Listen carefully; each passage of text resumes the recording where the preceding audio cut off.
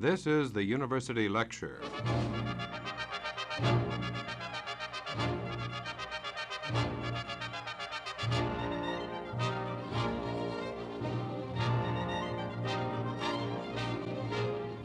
Welcome to another in a series of lectures and talks given on the campus of Iowa State University at Ames.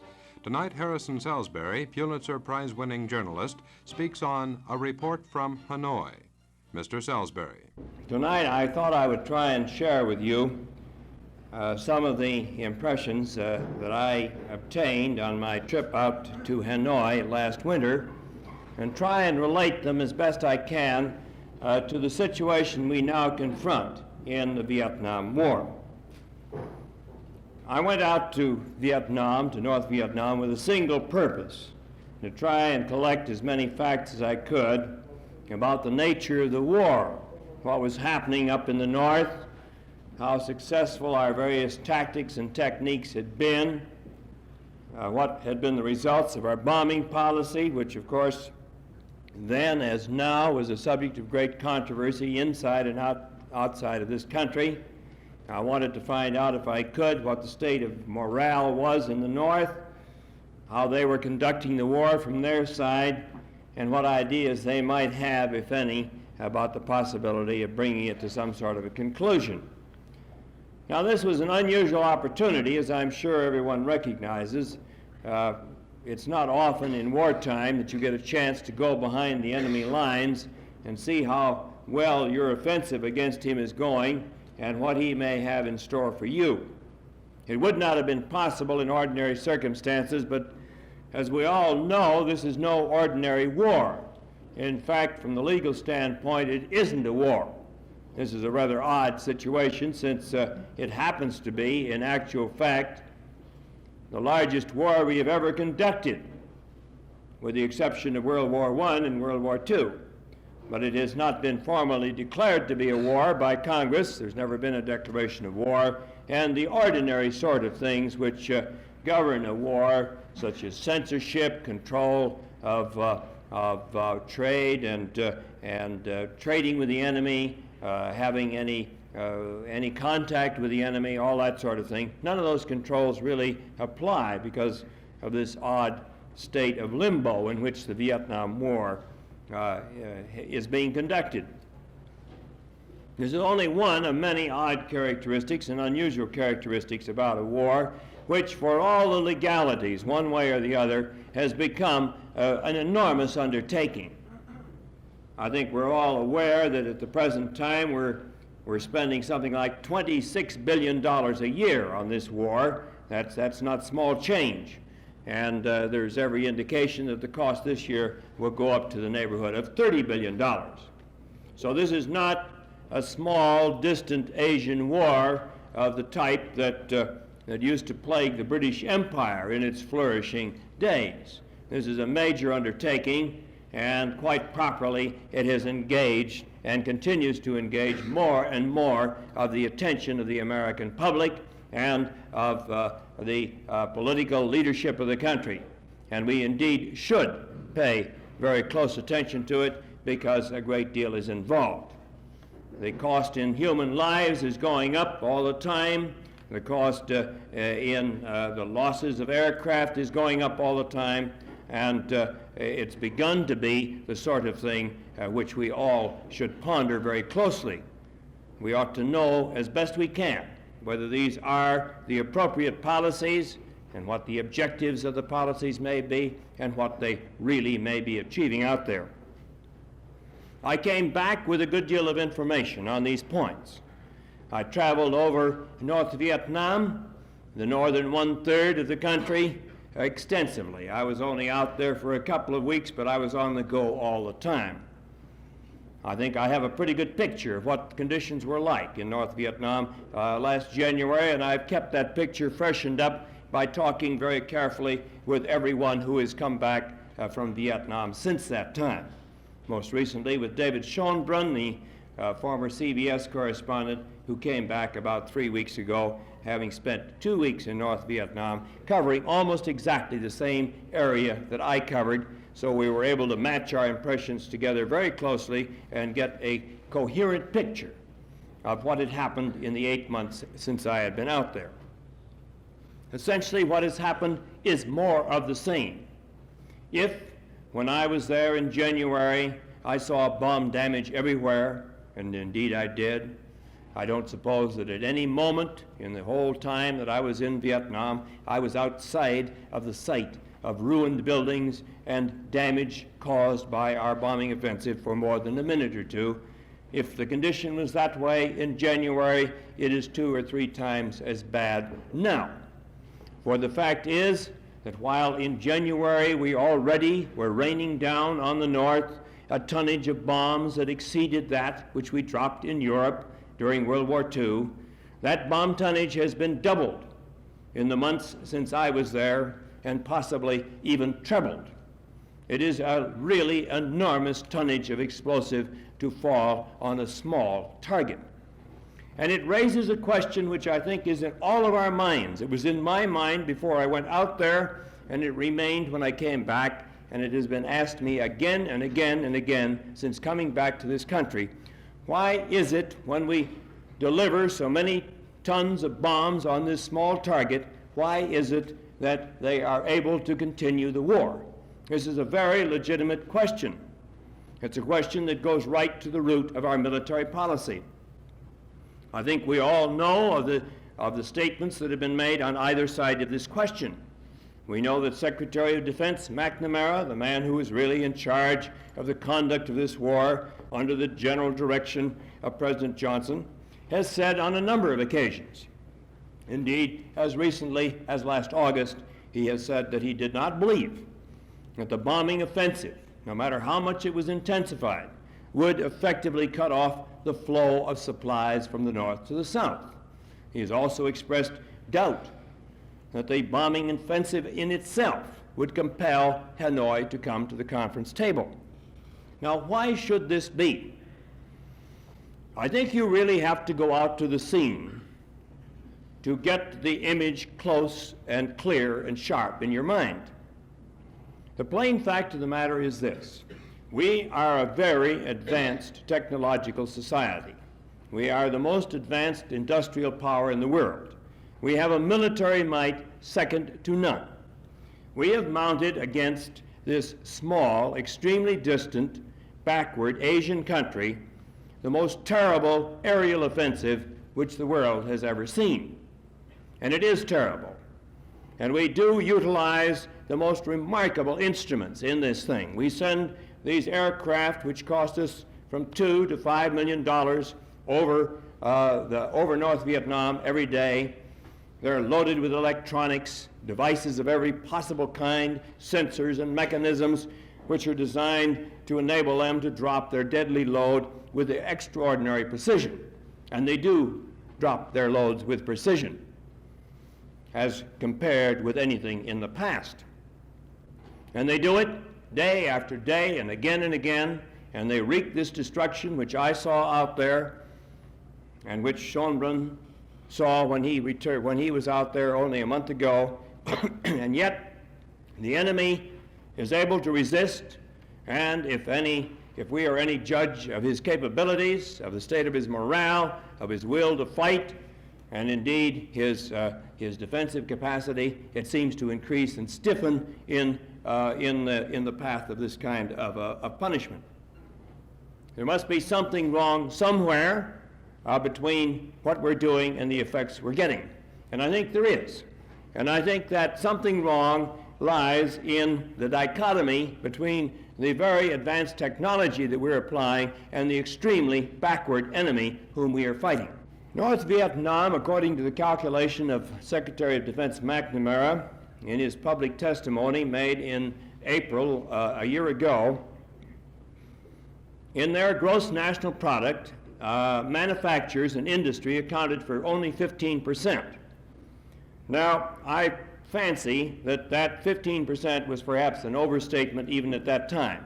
By the time I was there last December and January, I would guess, and it's just a raw guess, but I think it's a pretty close one, that manufacturers and industry were not providing North Vietnam with more than 4 or 5% of their GNP. And I would also guess that at the present time the total is down below 1%. And in these raw statistics, these simple statistics, I think we have a great deal of the answer of why the bombing doesn't knock North Vietnam out of the war. The truth of the matter is that this is a peasant country, an Asian peasant country. By far the bulk of the population live in simple peasant huts. They are engaged in rice culture. Their principal occupation is working their rice paddies. Now, with people of that kind, you can knock out the small factories that they have here and there, and you don't change their way of life very much. Were the kind of bomb tonnages that we have rained on North Vietnam to come down on the United States of America, I assure you we would be in extremely bad shape. Our industry would be on the ropes. The population would be suffering terribly. Our communications would be in utter disorder. And if this kind of tonnage were dropped on any Western European country, the answer would be the same. And the reason for that is that we are all advanced industrial countries with an intricate network of communications and interdependence of millions of people, one on the other. We live in enormous cities, and those cities are dependent upon their communications to the rest of the country to survive. No such thing exists out there in Asia. It doesn't really make any difference whether that peasant living in his hut has any connection with anyone else for months or weeks at a time. True, he may occasionally need salt, he may need kerosene, he may need matches, he may need a few cotton textile products, but he can get along without most of those things for a long, long time. So that when we hit the normal kind of things that military men would call military targets, and naturally hard objectives, things of that kind, we can knock them out, but we haven't knocked the country out. The trouble with North Vietnam is that it's too backward, too small. It just isn't up to fighting the kind of war that we want to fight with them. And for that reason, they managed to survive. This is a strange anomaly, and yet it is almost literally true. Let's take one particular characteristic of the country, which I had an opportunity to see very closely, and one particular facet of the war, which has been much commented on. And this is the capacity of the North to send supplies to the South. After all, what's this bombing about? Why do we do it? We don't do it just to exercise our pilots and get rid of the bomb production of our factories. We do it for military purposes. And one of those purposes is to interdict supplies moving from the North to the South. Now here if we ourselves were undergoing that kind of bombardment, and those hits had been on Iowa's highways, communications and transportation would be in utter disorder. Because when you knock out a 4-lane concrete and steel highway, you have a problem that may require 3, 4, 5 months, 6 months to repair that road and get it going again. And you knock it out in half a dozen places, and you keep doing it every day, and pretty soon you've got things tied up into a knot. Well, we go over their highways just like that every day. No problem to pick these highways out. After all, this is a pretty flat country in the north there, particularly the Delta area, just around Hanoi and to the south of it. The highway lies like a ribbon. A plane many thousands of feet up can see it without any problem, and indeed, of course, our planes come in very low, and they have no trouble at all in placing their bombs on the highway. Why doesn't it disrupt their transportation? It doesn't disrupt their transportation because those highways are not what we'd call highways. These are simple 2-lane dirt roads. Sometimes they have a little oil on the top of them, or a little gravel, or even, if they're a very, very special road, a little asphalt or something like that. But for the most part, they're ordinary dirt roads. So we come over that road, and we drop bombs, and we crater the road. And the hits are right on the highway. What do they do about it? Well, they get 20 or 30 men in with shovels, and the road repair material is right at hand. All they have to do is to shovel the dirt out that had been blown out, and the road is ready to move again. They fill the hole up. It takes them maybe 3 or 4 hours at most. Of course, after they've done it, it's a pretty bumpy road. But it was a pretty bumpy road before they did it. It's hard to tell the difference. What about the bridges? Well, we knocked the bridges out When I was there in January, I only saw one bridge in all of North Vietnam which had not either been knocked out or badly damaged by our bombing. That one bridge, incidentally, is the Long Bien Bridge, which is right in the heart of Hanoi. It was, when I was there, to my way of thinking, the leading military target in the north, which had not yet been attacked. It connects the north bank of the Red River with the south. It's right in the heart of Hanoi. It's a long bridge, and not only does it carry highway traffic or truck traffic, it also has the railroad line running on it. So that if you knock that bridge out, you've cut the main artery of transportation from the railroads coming down from China to Hanoi and on to the south. And when I was there, it hadn't been touched, and the reason it hadn't been touched was perfectly obvious, because either end of this bridge was located in a high-density population area, and obviously, if you were going to attack it, you ran the risk of causing severe civilian casualties. Well, a little more than a month ago, we took the bridge out. We knocked it out in a very daring attack, and I imagine there were some rather high civilian casualties, inevitably would be, but from the military standpoint, we accomplished our objective. The bridge was taken out.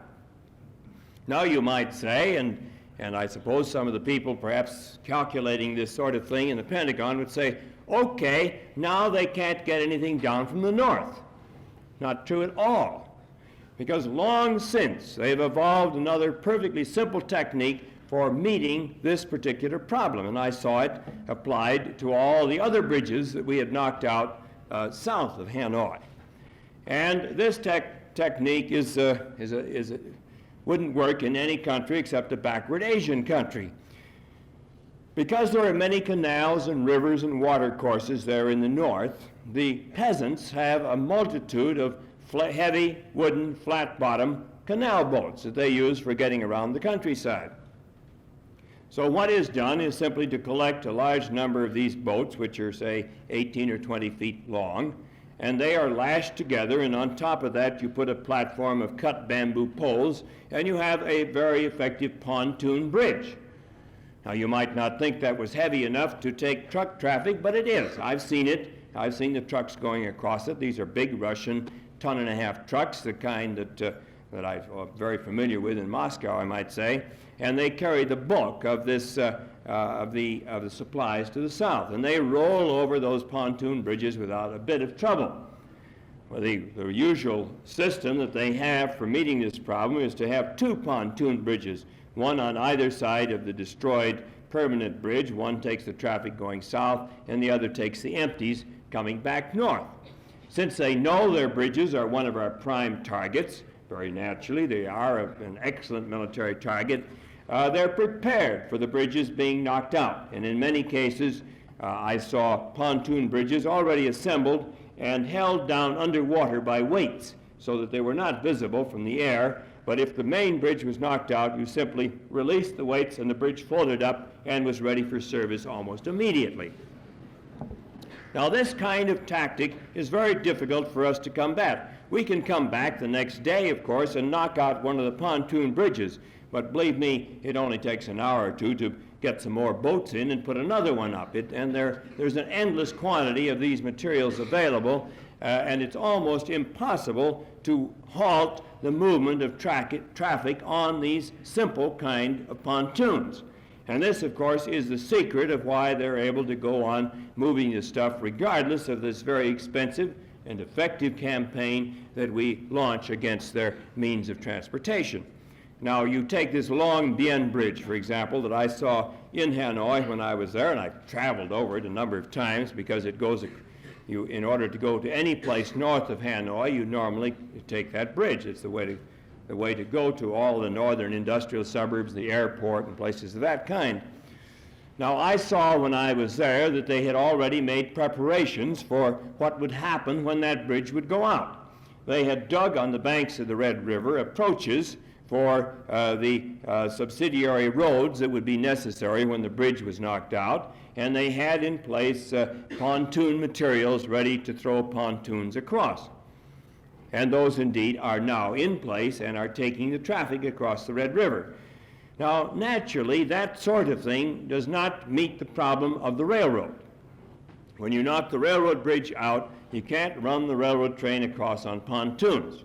That won't work. Now, what they have done and what they were prepared to do with this Long Bien Bridge at the time I was there in January, and what they put into practice now since we've knocked the bridge out, they have heavy barges, and they transship their goods from the train which comes down to the place where the bridge is broken. They put the stuff on the barges and ferry it across the river, and then they put it on trains and it goes on south.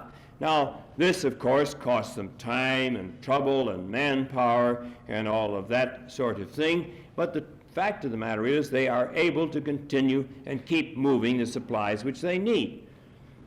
They can do this because manpower is really the cheapest commodity they have. This is one thing they have in abundance. And so far as time and labor is concerned, they don't mind investing that. They have a rather different idea of time than we do anyway. And the pipeline of supplies that move south is so full and it goes on so continuously that they're perfectly able to accept delays here and delays there and delays there as long as the stuff eventually gets through. They have another tactic of coping with this problem of what's on the railroad train when the bridge is broken. And I saw this method applied further south. They'll bring their little dinky train. You must remember that these are rather small gauge railroads anyway. They bring the train up to where the bridge is broken and they stop it. Then they bring up a brigade, a bicycle brigade, and a lot of youngsters, and they unload all the stuff off that train onto the bikes, these 600-pound loads. It's really an incredible sight to see what they can carry on a bike. And then they wheel these bikes. You can't ride them with that sort of a load. You wheel the bikes, and you can wheel the bikes right across these pontoon bridges. Then on the other side of the break in the line, they'll have another train drawn up, and you'll reload the train and send it on down south. Now this, too, requires a considerable investment in labor and time. To my way of thinking, it's an unnecessary investment. That is to say, I think they would be far better off not trying to keep this railroad going. That was my observation when I was there last January. It seemed to me they were putting a lot more labor and material in on that railroad than it was worth, since they have the trucks and they have the bicycles and they have carts, and indeed they have the backs of human beings, and they carry an awful lot of stuff on the backs of human beings. And I didn't think it was worth their while to keep the railroad running. They seemed to think so. Why? I don't know. Perhaps a matter of national prestige. Maybe it had become kind of a symbol. As long as they could keep that railroad running, it showed their ability to defy the heavy weight of our bombardment. There's also the possibility that they kept it running because of the Chinese. That railroad comes south from China, and it also provides China with an access between two portions of the two large cities in China which have no direct rail connections. The Chinese have an interest in keeping the North Vietnam Railroad going, and they provide the rolling stock, and they also provide the rails and all the other materials needed for the repair of the road. And they do also provide manpower, maintenance of way crews. And one thing that the Vietnamese do to facilitate keeping that railroad in order is to strew right along the right-of-way, as far as you can see, and everywhere I saw that railroad, along the right-of-way, there were thousands or tens of thousands of spare railroad rails and ties and roadbed material, broken up stone and things of that kind, ready to repair any place where we blasted out the railroad, which of course we do very frequently. So that there again they had a fairly simple way of keeping that railroad going with the investment of manpower and materials which come from China, which of course don't cost them anything. And this factor, this business of depending on China or other sources for materials, is the secret of their ability to go on with all of their own manufactures knocked out. They get whatever they need from both China and the Soviet Union. They don't need a great deal anyway. But what they do need, they get from those two countries, and they don't have to make it themselves. Now this bears on a policy decision which is sometimes advanced in this country, or a proposal foreign policy, and I think that we ought to examine it in light of the actual situation out there. It is sometimes said that we ought to bomb North Vietnam back to the Stone Age, or some people say we should bomb them back into the caves, or the days of the caveman. And this sounds like a horrible threat, you see, total destruction of Vietnam. They'd really be forced to live under primitive conditions. Now, if someone threatened to bomb us back into the caves, that would, I think if we believed it, we would be worried about it. For one thing, we wouldn't know where to find any caves to go into. And it would be, obviously, it would mean the destruction of our standard of living. But if you had been out to Vietnam, as I have, and seen how the people live in their mud and wattle huts with the thatched roofs and the dirt floors, and perhaps their only possession is a woven straw mat to sleep on and a few pots or something of that kind, you realize that if you threaten to bomb that fellow back into the caves, you're really offering to improve his standard of living. Now this is one thing which we have to do. We must match up our own ideas to the reality out there. That kind of threat is not going to bother the fellows that are living in these thatched huts in the slightest degree, if they ever hear it, which they probably wouldn't. It might be, of course, that when we say things like that, we're thinking not in terms of the ordinary Vietnamese, but we're thinking in terms of Ho Chi Minh and the communist elite that run that country. And we expect them to quake with fear when we say, well, now, Ho, if you don't watch out, we'll bomb you back into the caves. Well, now, the truth of the matter is that Ho, who's now 77 years old, and the leadership of this country, has spent most of their life living in caves and in jungle huts and in hideaways of one sort and another, because these men have devoted their whole life mostly to guerrilla war against the French and then against ourselves. It's not something that they want particularly, to leave Hanoi and go out and live in the jungle again, but they're certainly accustomed to doing it. And I don't think that they will quail at that prospect. I particularly don't think they will, because I have read the proclamation that Ho issued to the nation at large a year ago last July. He issued that proclamation immediately after our first bombings of Haiphong and our first raids in the area of Hanoi. Ho told his people at that time that the American pattern for the conduct of this war was one of escalation upon escalation. He said, the Americans have gradually extended their bombing pattern until they are now bombing practically every area of our country. He said, we may expect in the future that they will intensify this and that they will, in the end, destroy Haiphong and Hanoi, all of our cities and all of our large towns. And he said, in anticipation of that, we must be prepared to carry out the war from the jungle, from the villages, from hideaways, anywhere in the countryside, and beginning now, we must evacuate Hanoi before the Americans raze it to the ground. Now, I must say that Ho's analysis of our general pattern of strategy has thus far been quite accurate, because indeed we have followed the pattern of escalation upon escalation, one level after another. We have not yet leveled Hanoi, but the bombing in Hanoi, of course, has become more severe, and the attacks on Haiphong have become more severe, and practically every other city in North Vietnam has already been turned largely into rubble heaps.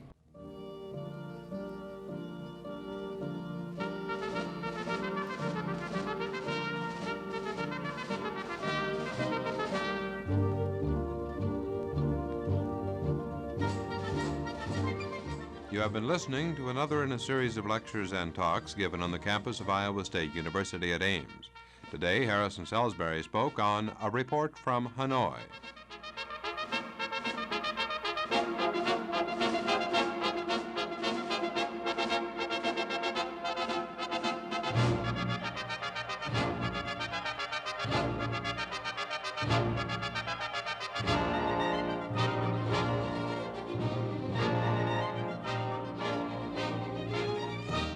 University Lectures, a presentation of Iowa State University Radio.